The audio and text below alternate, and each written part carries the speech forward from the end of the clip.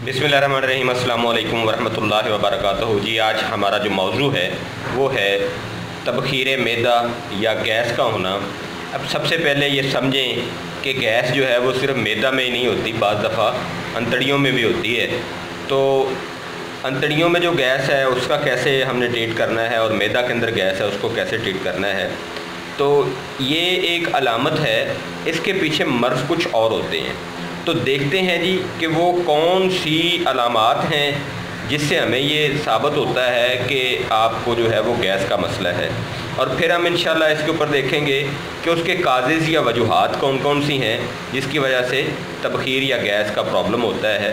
और फिर एंड में जाके इंशाल्लाह आपको इसका पूरा ट्रीटमेंट भी मैं बताऊंगा कि जो वजह है उसका ट्रीटमेंट आपने किस तरह से करना है। तो सबसे पहले देखें जी कि गैस अगर है तो नींद का ना आना, स्ट्रेस या घबराहट का होना, अंतों के अंदर गैस के जमा हो जाने की वजह से दर्द होना और जब वो खारिज हो जाती है तो फिर सुकून हो जाना। इस तरह से मैदा के अंदर जो है वो भारीपन होना और मैदा में बाज़ दफ़ा दर्द होना और जब गैस खारिज हो जाए तो दर्द ख़त्म हो जाती है। आंतों का कड़कड़ाना, आंतें जो हैं वो करकराती रहती हैं। इसके अलावा डकारें आना और पेट का भरा हुआ रहना, यानी आपने खाना खाया है, खाना नहीं खाया, पेट भरा हुआ है और आपने अगर लाइट भी खाना खाया है तो पेट जो है वो जल्दी भर गया है। तो ये वो सारी अलामात हैं जिससे हमें पता चलता है कि हमारा मैदा जो है वो गैस पैदा कर रहा है या हमारी अंतड़ियों में जो है वो गैस पैदा हो रही है, बन रही है। अब इसकी जो काज़ेज़ या वजूहात हैं वो क्या हो सकती हैं। सबसे जो पहली वजह है कि अगर आपको ज़्यादा डकारें आ रही हैं तो उसमें क्या होगा कि आपका जो डाइजेस्टिव सिस्टम है वो स्लो है। डकारों के ज़रिए भी गैस खारिज हो रही होगी और फिर नीचे से भी गैस खारिज हो रही होगी, तो वो आपका निज़ाम जो है ना जी वो सुस्त है, उसको आप तेज़ करें। तो निज़ाम जो है वो सुस्त असाबी मिजाज में और बाज़ दफ़ा सर्दी खुश्की से भी ये हो जाता है। लेकिन जो गर्मी है या गर्मी खुश्की है या गर्मी तरी है उसमें निज़ाम सुस्त नहीं होता। पेट के अंदर या अंतड़ियों के अंदर सोजिश का पैदा होना, जिस तरह से एच पीलोरी वगैरह हो जाता है, तो उससे भी गैसेस जो हैं वो बनना शुरू हो जाती हैं। फिर ग़िज़ा के ऊपर ग़िज़ा का खाते रहना, तो उससे वहाँ पे तफ़न पैदा हो जाता है। जब तफ़न पैदा होता है तो फिर वहाँ पे गैसेस पैदा होती हैं। फिर गैसेस पैदा करने वाली जो चीज़ें हैं उनका ज़्यादा इस्तेमाल करना, जिस तरह से गोभी या चावल जो है उसका ज़्यादा शौकीन होना। इसके अलावा जी तेज़ाबी मादे का होना, तो अगर आपका बॉडी के अंदर, मैदा के अंदर, स्टोमक के अंदर तेज़ाब ज़्यादा है तो फिर भी आपको गैसेस जो हैं वो पैदा हो सकती हैं। क्यों पैदा हो सकती हैं? क्योंकि फिर खुदा न खास्ता आपको अल्सर का जो है वो शुबा हो सकता है, तो उसमें भी गैसेस जो हैं वो पैदा होती हैं और फिर दर्द होता है। इसके अलावा एक आदत होती है जी कार्बोनेटेड वाटर, यानी बोतल कोल्ड ड्रिंक, इसका ज़्यादा इस्तेमाल करने वाले लोग, काफ़ी का ज़्यादा इस्तेमाल करने वाले लोग, चाय का ज़्यादा इस्तेमाल करने वाले लोग, कैफ़ीन मिली चीज़ें ज़्यादा इस्तेमाल करने वाले लोग जिसमें चॉकलेट वगैरह होता है, सिगरेट वगैरह ज़्यादा पीने वाले लोग जो हैं उनको भी गैस का इशू होता है। इसके अलावा अगर आपको एलर्जी हो, यानी छींकों वाली एलर्जी जिसमें फ्लू या नज़ला या फिर इस तरह का कोई मसला हो, तो जिसमें आपका सोजिश पाई जाए फेफड़ों के अंदर, गले के अंदर, नाक की गदूदों के अंदर, तो उसको कहते हैं जी एलर्जिक या एलर्जिन का होना, तो उसकी वजह से भी बाज़ दफ़ा लोगों को गैस का मसला हो जाता है। इसके अलावा बाज़ार की बनी हुई ज़्यादा चीज़ें जो हैं वो चटपटी, तली हुई और इस तरह की जो चीज़ें लोग ज़्यादा इस्तेमाल करते हैं और जिनको कब्ज़ ज़्यादा रहती है उनको भी तबखीर का मसला हो जाता है। ये तो वो सारे काज़ेज़ हैं। लेकिन एक कद मैं यहाँ पे और बता दूँ कि वो लोग जो खाना खाने के बाद लेट जाते हैं उनको भी गैस बनना शुरू हो जाती है और फिर गैस बढ़ती रहती है।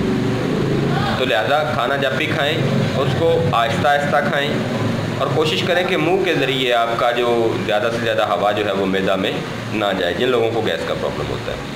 इसके अलावा सिगरेट वगैरह अगर आप लेते हैं तो उनको छोड़ दें, हुक्का वगैरह लेते हैं या कैफ़ीन की चीज़ें इस्तेमाल करते हैं, ये आपके अपने बस में है।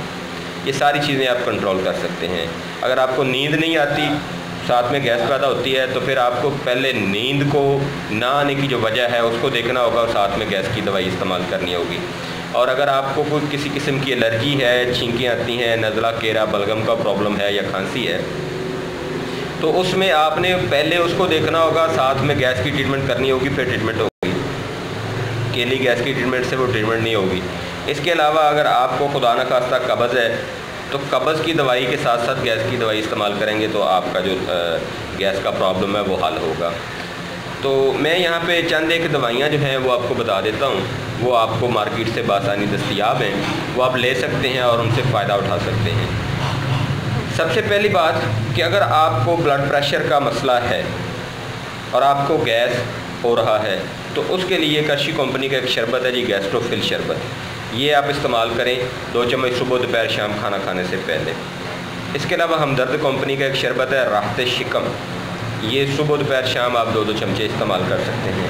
اگر آپ کو بلڈ پریشر کا مسئلہ نہیں ہے تو پھر آپ نے گیسٹروفل گولیاں یا کارمینا گولیاں جو ہیں ان کا استعمال کریں گے. ان کے استعمال سے ایک تو معدہ جو ہے وہ ڈائجسٹم سسٹم بہتر ہو جاتا ہے، دوسرا گیس وغیرہ نہیں بنتی، تیسرا قبض بھی وہ جو ہے اس کو قبض کو شاک کے اندر بھی کام کرتی ہیں. اور جو سب سے امپورٹنٹ چیز ہے وہ یہ ہے کہ آپ کا جو گال بلیڈر یا پتا ہے وہاں پہ بائل کو زیادہ پیدا کروانے میں بھی وہ معاون ثابت ہوتی ہیں. اس کے بعد اگر آپ کو یہ گیس وغیرہ کا پرابلم جو ہے وہ باوجہ الرجی ہے تو الرجی کے لیے ہمدرد کمپنی کا ایک شربت ہے انفیوزیا، تو وہ آپ استعمال کریں. یہ انفیوزیا کا جو نسخہ ہے وہ بھی میں لگا دیتا ہوں اسی پہ اپنے چینل پہ، کیونکہ بعض جگہوں پہ جو چیزیں ہیں وہ نہیں ملتی. گیسٹروفل وغیرہ جو ہے وہ جلدی سے بآسانی دستیاب ہوتا ہے، لیکن انفیوزیا بعض دفعہ نہیں مل رہا ہوتا.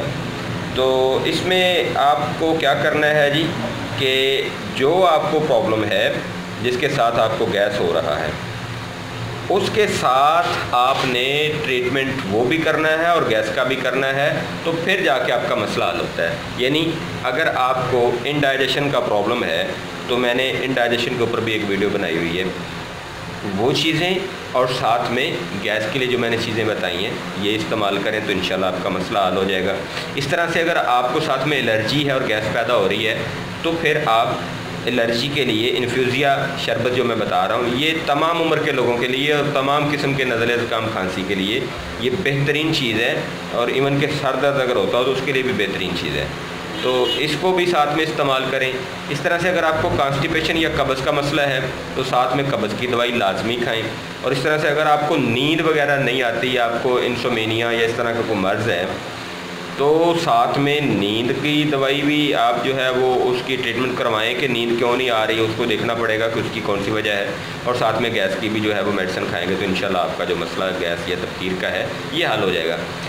اور جو چیزیں میں نے بتائی ہیں کہ جیسے سگریٹ ہے، کافین ملی چیزیں ہیں، بوتل ہے، کافی ہے، چائے ہے، چاکلیٹ ہے، یا بار بار کھانے کی عادت ہے یا بازاری کھانے کی عادت ہے یا تیزاب والی چیزیں زیادہ استعمال کرنے کی عادت ہے، تو یہ جناب آپ کے اپنے بس میں ہے، آپ اس کو کریں اور اپنے آپ کو صحت مند کریں. اللہ تعالیٰ ہم سب کو تندرستی سے عطا فرمائے اور اپنے حفظ و ایمان میں رکھیں. آپ کے پیار کا بہت شکریہ، آپ مجھے سنتے ہیں، مجھے پسند کرتے ہیں، آپ کی بہت مہربانی. اپنے گھر والوں کا بہت زیادہ خیال رکھیے گا. فی امان اللہ. اللہ حافظ. السلام علیکم.